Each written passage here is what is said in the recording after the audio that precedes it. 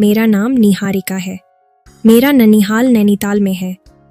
तो ये बात उस वक्त की है जब हम सब गर्मी की छुट्टियों में नानी के यहाँ हर साल की तरह इस साल भी गए। मुझे याद है, मैं उस वक्त 8वीं कक्षा में थी। नानी के पड़ोसी यादव मामा नानी के परिवार से बहुत क्लोज थे। वैसे तो पूरा मोहल्ला ही मिलजुल कर रहता था। सबके बच्चे मिलकर एक साथ खेलते। सच में बचपन के वो दिन बड़े सुहाने थे। मेरी बेस्ट फ्रेंड थी खुशबू, जो यादव अंकल की छोटी लड़की थी। उनका एक लड़का भी था जिसका नाम राहुल था। राहुल भैया खुशबू से उम्र में बड़े थे और वो यहाँ रहते भी नहीं थे। पढ़ाई के सिलसिले में वो हमेशा बाहर ही रहते। 12वीं की एग्ज़ाम्स ख़त्म होने के बाद वो दिल्ली चले गए थे। वहाँ कॉलेज काफ़ी अच्छे थे, इसलिए वो वहीं चले गए, मिलने जुलने आते रहते थे। इस बार एंट्रेंस एग्ज़ाम होने की वजह से वो यहाँ नहीं आ पाए। खुशबू राहुल भैया से बहुत क्लोज थी। उन्हें वो सब शेयर किया करती थी। एक दिन शाम का समय था। हम सब बच्चे मिलकर ड्राइंग बना रहे थे। मैं खुशबू के साथ ही हमेशा बैठा करती। हम बातें कर ही रहे थे कि विकास भैया आए और सबके लिए समोसे लाए। विकास भैया खुशबू के घर के बगल वाले फ्लैट में रहते थे। वो भी उनके पड़ोसी ही थे। उनके घर में आना जाना आम था। विकास भैया हमसे काफ़ी बड़े थे, करीब 28 साल के थे।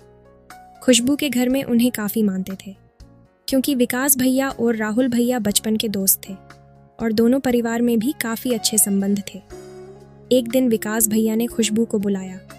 विकास की माँ छत पर कपड़े सुखाने के लिए गई थी, तो वहाँ उस वक्त बस विकास और खुशबू ही थे।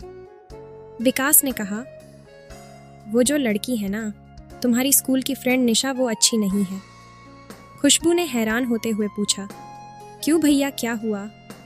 तो विकास ने खुशबू की तरफ देखते हुए कहा, आज मैं सब्जी लेने जब मार्केट जा रहा था तो वहाँ वो भी दिखी। कैसे कपड़े पहने थे उसने, उसका पूरा शरीर झलक रहा था। गोरा बदन, बस एक पतला कपड़ा उसके बदन को ढके था। ये सब पहनना अच्छा लगता है क्या? कल को कुछ हो गया तो? खुशबू, जाने दो भैया, वो पागल है। चलो मैं चलती हूँ, मुझे खेलने जाना है। खुशबू को लगा कि वो बड़े हैं और उसकी अच्छाई के लिए समझा रहे हैं, तो उसने ये बात माइंड नहीं की और ना ही इस बारे में किसी को बताया। अब ये बात हर दूसरे तीसरे दिन की हो गई थी। विकास किसी न किसी बहाने से उसे बुलाता और ऐसी उल्टी सीधी बातें करने लग जाता। बातों बातों में उसे टच भी कर देता। अब खुशबू भी थोड़ी डरी डरी रहने लगी थी। अब वो मुझसे भी ज़्यादा बातचीत नहीं करती थी। उसी बीच खुशबू के मम्मी पापा किसी मीटिंग को अटेंड करने कुछ घंटों के लिए बाहर गए। उस दिन में और खुशबू मूवी देख रही थी। घर में हम दोनों के अलावा कोई नहीं था। खुशबू को वॉशरूम जाना था। उसने कहा, तू बैठ, मैं अभी आई। तभी विकास भैया वहाँ आ गए और मुझसे पूछा, खुशबू कहाँ है? तो मैंने कहा, भैया वो तो वॉशरूम गई है, आती ही होगी। तो विकास भैया ने मुझसे कहा, तू यहाँ क्या कर रही है? तुझे तेरी मम्मी और नानी कब से ढूंढ रहे हैं। मैं भी बिना बताए न जाने कब से यही बैठ कर रह गई। मैं फटाफट भागकर घर गई, कहीं मम्मी से डांट न पड़ जाए। फिर जैसे ही खुशबू वॉशरूम से बाहर आई, विकास ने उसका हाथ पकड़ लिया।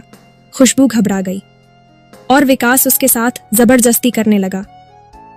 अब 13-14 साल की लड़की भला 28 साल के आदमी से क्या जीत पाएगी? खुशबू अपने आप को छुड़ाने की कोशिश कर रही थी। विकास ने उसको दबोचना शुरू कर दिया। खुशबू अपने आप को बचाने का पूरा प्रयास कर रही थी कि छीना झपट्टी में उस हैवान ने खुशबू का टॉप फाड़ दिया। अब उसका बदन पूरा नंगा हो गया था। उसका बदन देखकर विकास पूरा पागल हो गया था। उसने खुशबू को अपने नीचे दबा लिया था। खुशबू का मुंह उसने अपने होठों से बंद कर रखा था, इसलिए वो शोर भी नहीं कर पा रही थी। तभी खुशबू के हाथ टीवी टेबल पर रखा गोलक आया, जो बड़ा था और पीतल का होने के वजह से भारी भी था। खुशबू ने हिम्मत लगाकर उसे उठाकर उसके सर पर दे मारा। तभी वह थोड़ा सुन सा हो गया, तो उसे जैसे तैसे धक्का देकर उसे बाहर निकालकर दरवाजा बंद किया।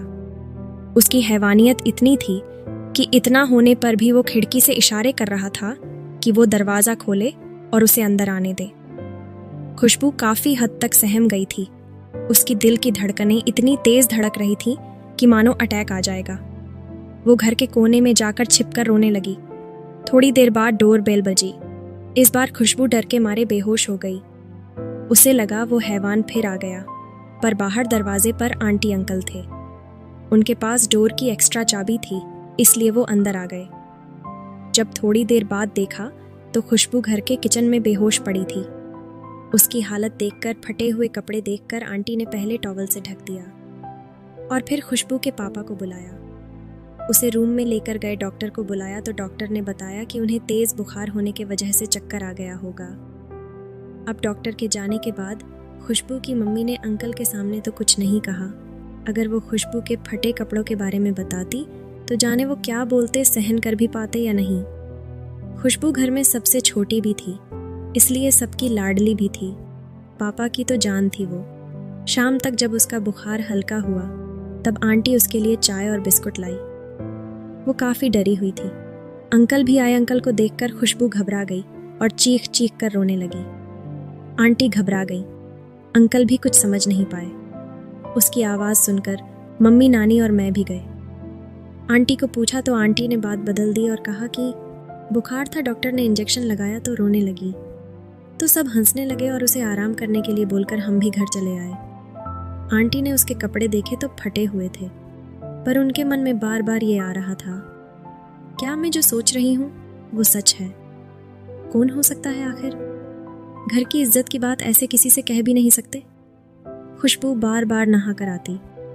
उसने अपने शरीर पर नाखून से घाव कर लिए थे। अब उसने खुद को कमरे में बंद कर लिया था। अब आंटी का भी शक यकीन में बदल गया था। खुशबू अपना दिमागी संतुलन खो चुकी थी। उसका शरीर जख्मी हो गया था। कुछ ना खाने पीने की वजह से इसे तेज बुखार हो गया था और उसी में वो बार बार नहाती। आंटी ने अंकल को सारी बात बताई कि उस दिन किचन में किस हालत में खुशबू वहां थी। ये सुनकर तो अंकल का दिल बैठा जा रहा था। खुशबू को हॉस्पिटल में एडमिट करना पड़ा। लगभग 1 हफ्ता बीत गया था। अब धीरे धीरे उसका दिमागी संतुलन ठीक हो रहा था, पर अभी भी वो किसी से बात नहीं कर रही थी। फिर आंटी ने राहुल भैया को कॉल करके तबीयत के बारे में बताया। राहुल भैया उसी वक्त फ्लाइट लेकर तुरंत घर आए। उधर खुशबू भी हॉस्पिटल से डिस्चार्ज होकर घर आ गई थी, पर वो अपने कमरे को अंदर से लॉक करके रखती थी। राहुल भैया आते ही फौरन खुशबू के पास गए। डोर नॉक किया। खुशबू ने जैसे ही अपने भाई को देखा वो भागकर बेड पे जाके सो गई, जबकि वो ऐसा कभी नहीं करती। भैया साइकोलॉजी की पढ़ाई कर रहे थे और उन्हें साइकाट्रिस्ट बनना था, तो उन्हें हैंडल करना काफी बेहतर आता था। खुशबू के आंसू निकले जा रहे थे। लगभग 1 घंटे की कोशिश के बाद जब खुशबू ने कुछ भी नहीं बताया तो भैया ने उसे फोर्स नहीं किया। उसी वक्त मैं भी वहां चली गई। खुशबू मुझसे बात नहीं कर रही थी। मैंने कहा, सॉरी यार, उस दिन के वजह से तू गुस्सा है क्या? अभी भी बात तो कर मुझसे। लेकिन फिर भी खुशबू ने मेरी तरफ देखा तक नहीं, तो मुझे रोना आ गया। मैं वापस घर जाने लगी तो भैया ने इशारा किया कि टेंशन मत लो, मैं बात करता हूँ। फिर भी थी तो वो मेरी बेस्ट फ्रेंड। टीनेज में दोस्ती बड़ी मायने रखती है। राहुल भैया ने मुझसे पूछा कि आखिरी बार मुझसे कब मुलाकात हुई थी। मैंने रोते हुए कहा, भैया, वो विकास भैया आए थे। उन्होंने कहा कि मुझे नानी और मम्मी ढूंढ रहे हैं और मैं बहुत देर से इसी के साथ थी, हम मूवी देख रहे थे। ये वॉशरूम गई, उतने में विकास भैया ने बताया तो मैं घर चली गई। तब से ये उसी बात से अभी तक नाराज है। विकास का नाम सुनते ही खुशबू की सांस तेज होने लगी और गुस्से से एकदम उसका शरीर जल रहा था। भैया को सारी बातें समझ आ चुकी थी, तभी उन्होंने मुझे घर भेज दिया। फिर रोते रोते खुशबू ने सारी बात भैया को बताई, वो हर बात जो उसे वो कहता था। भैया रूम से बाहर निकला और विकास रोड पर ही खड़ा था। राहुल भैया ने एक बड़ा सा पत्थर उठाया और उसे मारने ही वाले थे कि आंटी आकर रोकने लगी। क्या हुआ बताएगा? ये क्या कर रहा है? अब विकास तो जानता था कि क्या बात है, पर कुत्ते की दुम अनजान बनने का नाटक कर रहा था। शोरगुल सुनकर सब मोहल्ले के लोग भी वहां आ गए। भैया ने सारी बात सबके सामने बताई। सबके होश उड़ गए, सब दांतों तले उंगली दबा रहे थे। तभी वहां विकास की माँ भी आ गई और गंदी गंदी गालियां देने लगी कि तेरी बेटी झूठ बोल रही है, मेरा बेटा ऐसा नहीं कर सकता, और मान लो अगर इसने ऐसा किया होगा तो भी तेरी ही बेटी ने उसे उकसाया होगा। ये सब देखकर खुशबू की हालत पर और असर पड़ रहा था। अब ये रोज का हो गया था। तो खुशबू के घर वालों ने पुलिस में शिकायत दर्ज करवाई। इतना सब होने के बाद भी बात की गहराई को समझे बिना विकास की माँ हर दूसरे तीसरे दिन गाली गालोच करती। एक औरत होने के नाते भी उसने समझने की कोशिश नहीं की। दोनों ही परिवार पैसे से मजबूत थे। खुशबू के मम्मी पापा की सरकारी नौकरी थी और विकास का रियल स्टेट का बिजनेस था। पुलिस वालों को पैसा खिलाकर और जान पहचान वालों की मदद से विकास ने पुलिस केस भी बंद करवा दिया। अब इस हादसे के बाद किसी के भी घर का बच्चा खेलने नहीं आता था, न कोई अपने बच्चे को किसी के घर जाने देता। सब खौफ में रहने लगे। थोड़े दिनों बाद राहुल भैया को भी वापस जाना था। खुशबू भी भैया के साथ कुछ दिनों के लिए दिल्ली चली गई। अब जब भी उसे आंटी अंकल बुलाते, वो वापस आने का नाम ही नहीं लेती थी। कहती कि मैं मामा के यहाँ आ जाऊंगी मिलने और वहीं से मिलकर वापस भैया के पास चली जाऊंगी, घर नहीं आऊंगी। परिवार वालों के लाख कहने पर भी खुशबू नहीं आई वापस। अब ये बात एरिया में फैलने लगी। फिर एक दिन दूसरे पड़ोसी अमन की माँ खुशबू के परिवार वालों से झगड़ा करने लगी। तब तंग आकर खुशबू के माँ बाबा ने पुलिस कंप्लेंट कर दी, पर वहां भी अमन के परिवार ने पैसे खिलाकर पुलिस वालों को अपनी तरफ कर लिया। इसके बाद भी जब अमन की माँ का मन नहीं भरा तो उसने राहुल के ऊपर कुछ काला जादू कर दिया। उसी रात खुशबू का घर पर कॉल आया कि मम्मी भैया अब जिंदा नहीं बचेंगे, उनकी हालत कुछ अजीब होती जा रही है। इतना सुनते ही दोनों ने तुरंत फ्लाइट की टिकट बुक कराई और राहुल के पास गए।